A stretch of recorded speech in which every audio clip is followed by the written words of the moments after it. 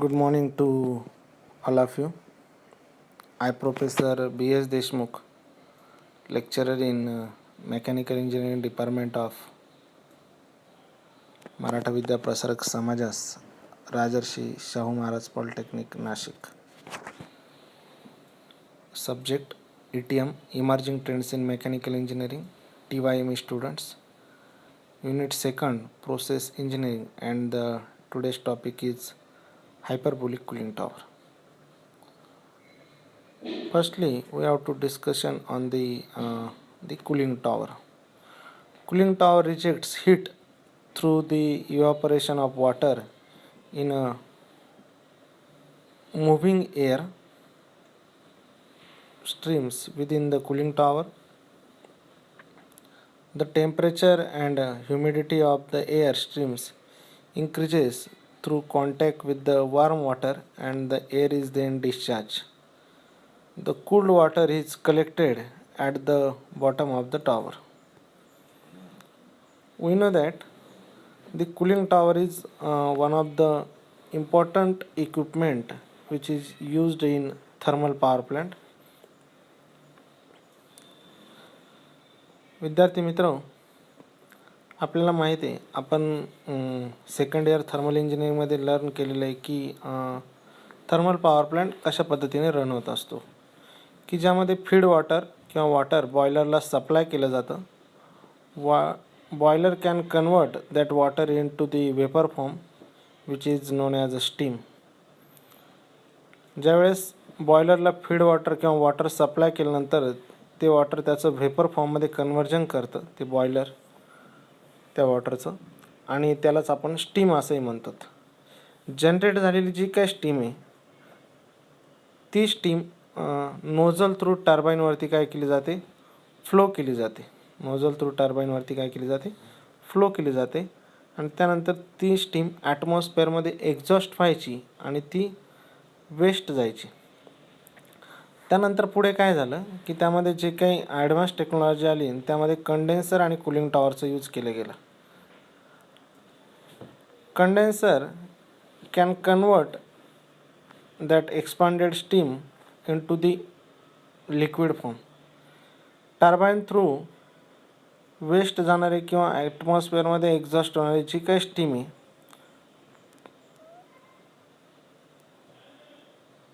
त्या स्टीमचं वॉटरमध्ये काय केलं जातं, कन्व्हर्जन करायचं काम कंडेन्सर करतं.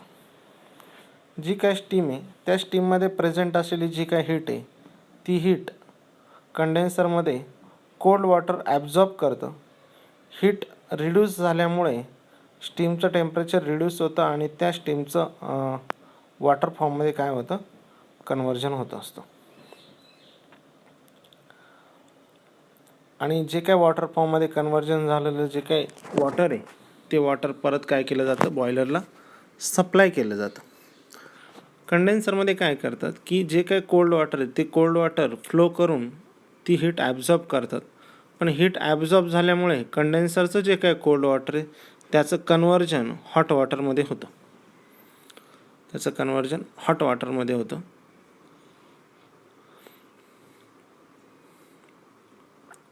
हे हॉट वॉटर कूलिंग टॉवरला सप्लाय केलं जातं. इथं जे काय कूलिंग टॉवर आहे त्याचा रोल प्ले करतं.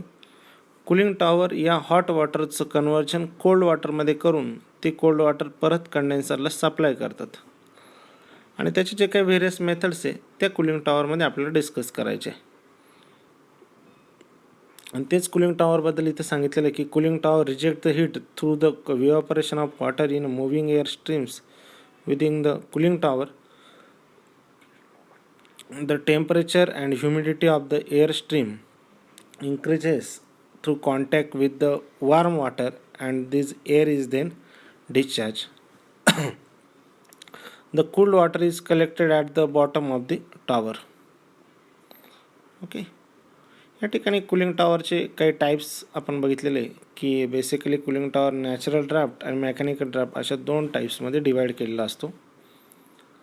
नॅचरल ड्राफ्ट म्हणजे जी काय हॉट वॉटर आहे ते नॅचरली कूल्ड केलं जातं. आणि मेकॅनिकल ड्राफ्टमध्ये या हॉट वॉटरचं कोल्ड वॉटरमध्ये कन्व्हर्जन करण्यासाठी काही मेकॅनिकल डिव्हाइसेस यूज केले जातात, लाईक ॲज अ फॅन्स. इथे टाईप्स दाखवलेले, cross flow natural draft and cross flow mechanical draft, counter flow natural draft आणि काउंटर फ्लो मेकॅनिकल ड्राफ्ट आणि counter flow plume abated mechanical draft. आणि diagram explain करण्यासाठी जे काही की सिम्बॉल दाखवलेले ते काही फॅन्स आहे, फिल्ड्स आहे, लाईक ॲज अ वॉटर, एअर्स असे दाखवलेले आहे, जे डायग्रॅम एक्सप्लेन करत आहे. इथे 2 डायग्रॅम मी दाखवलेले आहे, how cooling tower works with diagrams, आणि खाली पण एक एक्झाम्पल दिले. झूम करून जर तुम्ही बघितलं तर की हॉट वॉटर त्या ठिकाणी सप्लाय केलं जातं, ते हॉट वॉटर स्प्रे केलं जातं कूलिंग टॉवरमध्ये. ओके. आणि ज्या ठिकाणी fans, drift eliminators, water distributions, exchange surface वगैरे काय केलेलं आहे, यूज केलेलं आहे. आणि डायग्रॅमच्या बॉटम साईडने त्यामध्ये काय केले, एअर सप्लायड केलेली. ही एअर बॉटम साईडकडून टॉप साईडकडे मूव्ह होते. एक्सचेंज सरफेस दाखवलेले ज्या ठिकाणी त्यांची हीट काय केली जाते, एक्सचेंज केली जाते. वॉटरमध्ये प्रेझेंट असलेली हीट आहे, एअर काय करतं, ती ॲब्झॉर्ब करतं, जे वॉटर डिस्ट्रीब्युशन थ्रू फ्लो केलेलं आहे. त्यानंतर ड्रिफ्ट एलिमेंटर दाखवलेलं आहे, ज्यावेळेस एअर बॉटम डायरेक्शनकडून टॉप डायरेक्शनकडे मूव्ह होते, त्या इन्स्टंटला त्या एअरमध्ये काही वॉटर पार्टिकल्स प्रेझेंट असतात. हे वॉटर पार्टिकल्स ड्रिफ्ट एलिमेंटरमध्ये काय केले जातात, एलिमिनेट केले जातात किंवा काय केले जातात, रिमूव्ह केले जातात, आणि ते परत काय केले जातात, कलेक्ट केले जातात at the bottom of the tower. Topmost साईडला फॅन सेट केलेला आहे. हा फॅनचे 2 पर्पज आहे, एक कुलिंगसाठी आणि जी काय एअर आहे ती अपवर्ड डायरेक्शनला मूव्ह करण्यासाठी हा फॅन काय केलेला आहे त्या ठिकाणी यूज केलेला आहे. अशा पद्धतीने हे कूलिंग टॉवर आहे. खाली एक अजून एक कन्स्ट्रक्शन डायग्राम दाखवली, तुमच्या लक्षात येईल की त्या ठिकाणी टॉप डायरेक्शनला फॅन सेट केलेला आहे. त्यानंतर ड्रिफ्ट एलिमेंटर लावलेलं आहे. हॉट वॉटरचा सप्लाय दाखवलेला आहे पाईप थ्रू. त्यानंतर लोअर सेट केलेले आहे खाली. त्यानंतर एअर सप्लाय दाखवलेला आहे.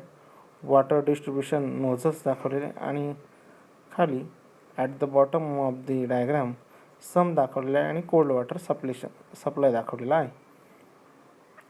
ज्यावेळेस hot water from the condenser water distribution nozzles through काय केलं जातं, स्प्रे केलं जातं. वॉटर डिस्ट्रीब्युशन नोझल थ्रू काय केलं जातं, स्प्रे केलं जातं. त्या इन्स्टंटला लोअर्स किंवा खालून जो एअर दाखवलेलं आहे, एअरचं डायरेक्शन अपवर्ड डायरेक्शनला दाखवलेलं आहे, की जिथे वरती फॅन सेट केलं आहे. ही एअर त्या हॉट वॉटरच्या कॉन्टॅक्टमध्ये येऊन हॉट वॉटरमध्ये प्रेझेंट असलेली जी काही हीट आहे, ती हीट काय करते, ते एक्सचेंज करते, किंवा त्या वॉटरमध्ये प्रेझेंट असलेली जी काही हीट आहे ती हीट काय करते, सक करते. आणि हीट सक केल्यामुळे एअर ते कॅरी करतं आणि हॉट वॉटरचं कन्व्हर्जन कोल्ड वॉटरमध्ये होतं. त्यानंतर वरती फॅन्स सेट केलेला आहे. ड्रिफ्ट एलिमिनेटर्स आहे वॉटर पार्टिकल्स रिमूव्ह करण्यासाठी. आणि फॅन पण वरती सेट केलेला आहे की एअरला डायरेक्शन देण्यासाठी ॲज वेल ॲज कूल करण्यासाठी. ओके, अशी ही डायग्राम दाखवली आहे. आता आपण हायपरबोलिक कूलिंग टॉवरबद्दल डिस्कशन करणार आहोत. Hyperbolic structures are often designed as a tall towers, where the strength of the hyperboloid's geometry is used to support an object high off the ground. Hyperbolic structure आहे ते design as a tall towers, एक tall towers त्या ठिकाणी set केलेलं आहे, where the strength of the hyperboloids geometry is use to support an object high of the ground. They have superior stability and resistance to external forces than ordinary structures. However, the drawback is the shape resulting in low specificity. This means they are most suited to purpose-driven structures such as a cooling tower. जे काय hyperbolic structure आहे ते अशा पद्धतीने design केलं असं का त्याचं जे काही टॉवर्स आहे is tall as compared to the other towers, आणि त्याची जी काही स्ट्रेंथ आहे which is support and object high of the ground. Okay, they have superior stability and resistance to external forces. त्याच्या हाईटमुळे त्याच्यावरती जे काही एक्सटर्नल फोर्सेस अप्लाइड केले जातात त्याची स्ट्रेंथ हाय असते. त्याची स्ट्रेंथ काय असते? हाय असते. अँड स्टॅबिलिटी असते. And resist to external forces. जे काही एक्सटर्नल फोर्सेस त्यावरती अप्लाइड होतात ते सस्टेन करू शकतात. या ठिकाणी मी एक कन्स्ट्रक्शन डायग्राम दाखवली आणि एक ॲक्च्युअल कूलिंग टॉवर दाखवलेला आहे. ओके, जी काय कन्स्ट्रक्शन डायग्राम आहे त्यात तुम्ही बघू शकाल की कूलिंग टॉवर आहे ज्याचं हाईट जास्त आहे, वार्म वॉटर डिस्ट्रीब्युशन आहे, ट्रिप एलिमिनेटर्स आहे, वार्म वॉटर इनलेट आहे, अशा पद्धतीने आहे, कोल्ड वॉटर ड्रेन आहे, बेसिन आहे, त्या ठिकाणी यूज केलं. आणि या ठिकाणी तुमच्या लक्षात येईल एक थर्मल पॉवर प्लांट दिसतोय आणि त्याच्याच जवळ काय केलेलं आहे, एक कूलिंग टॉवर काय केलेलं आहे, सेट केलेला आहे. Okay, now we have to discuss on the advantages of the hyperbolic cooling towers over the mechanical towers are low operating and maintenance cost. Advantages काय की त्याची low operating and maintenance cost. जी operating and maintenance cost is low as compared to the other towers. It gives more or less trouble free operation. Mechanical parts जास्त नसल्यामुळे which is less trouble free operation. Less ground area required. जो काय ground area लागतो तो लेस लागतो. याचं reason असं आहे की जी काय टॉवरची हाईट आहे विच इज मॅक्झिमम, ती हाईट जास्त दिलेली. Cooling tower structures are self supported and withstand high speed of wind. Cooling टॉवरचं जे काही स्ट्रक्चर आहे are self supported, okay, and withstand high speed of winds. वरतीच आपण डिस्कशन केलं आहे की त्याच्यावरती जे काही एक्सटर्नल फोर्सेस अप्लाइड करतात ते सस्टेन करतं. आणि withstand high speed of winds. विंडचं जे काही स्पीड आहे ते किती हाय असलं तरी ते विथस्टँड करू शकतं. The enlarge top of the towers allows water to fall out the suspension. जे काही टॉप आहे, enlarge top of the tower allows water to fall out of suspension. Okay, now we have to discuss the hyperbolic cooling tower.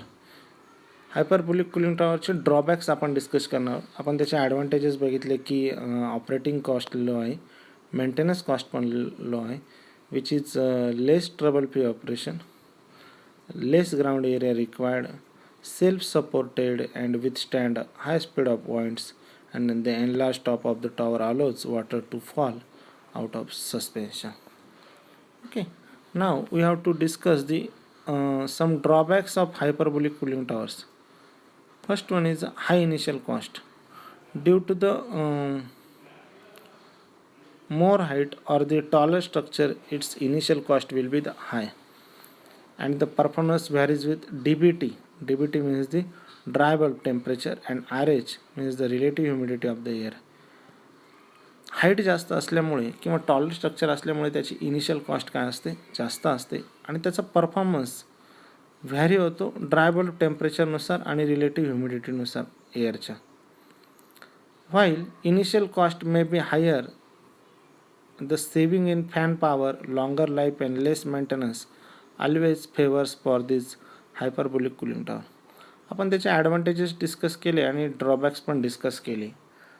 शेवटी finally एक conclusion असं काढलेलं आहे की त्याची इनिशियल कॉस्ट जरी जास्त असली परंतु fan power, longer life and less maintenance यामुळे सर्व ॲडव्हान्टेजेस त्याच्या फेवरमध्ये जातात आणि तुम्ही हायपरबोलिक कूलिंग टॉवर काय करू शकतात, यूज करू शकतात. ओके, त्यानंतरचं आहे last point, applications of the cooling tower. Natural gas processing plant. जे काही नॅचरल गॅसेस आहे जे आपण यूज करतात इंडस्ट्रीमध्ये किंवा डे टू डे लाईफमध्ये, हे नॅचरल गॅसेसची प्रोसेसिंग प्लांट ज्या ठिकाणी आहे अशा ठिकाणी तुम्ही काय करू शकतात, कूलिंग टॉवर यूज करू शकतात. पॉवर प्लांट्स, ऑब्वियसली जे काही थर्मल पॉवर प्लांट आहे त्या ठिकाणी कंपल्सरी आपल्याला कूलिंग टॉवर लागतातच. फूड प्रोसेसिंग प्लांट, जे काय फूड प्रोसेसिंग प्लांट आहे अशा फूड प्रोसेसिंग प्लांट्समध्ये आपण काय करू शकतो, हायपरबोलिक कूलिंग टॉवर यूज करू शकतो. पेट्रोकेमिकल प्लांट्स आहे, जे पेट्रोकेमिकल प्लांट्स आहे त्या ठिकाणी यूज करतो. Semi conductor plants and last one is a petroleum refineries. These are the various applications of the hyperbolic cooling tower. Okay, एवढं डिस्कशन आपण आज केलेलं आहे. आपण आज काय काय डिस्कशन केलं तर today we have to discuss the what is meant by the cooling towers, the role of cooling tower in thermal power plant, and how it will be the work. Now we have to see the various applications of the cooling towers, cross flow, counter flow. Then we have to discussion on the construction diagram of the hyperbolic cooling tower. Okay, then we have to discuss the hyperbolic cooling tower and its structure. Then we have to discuss on the structure of cooling tower and the actual diagram of the cooling tower. Then we have to discuss the various advantages of the cooling tower, like as a low operating cost, low maintenance cost, correct, and the it's free of operation, less ground area required. These are the various advantages of the hyperbolic cooling tower. Then we have to discuss on the hyperbolic cooling tower's drawbacks, and finally we have to concluded that while the initial cost may be higher, the saving in fan power, longer life and less maintenance always favor for this hyperbolic cooling tower. Last one, we have to discuss on the applications of this cooling tower, which is generally used in natural gas processing plant, power plant, food processing plants, petrochemical plants, semiconductor plants, and petroleum refineries. Okay. एवढा parts आपण आज बघितलेला आहे. उरलेला आपण next लेक्चरला बघू. Thank you.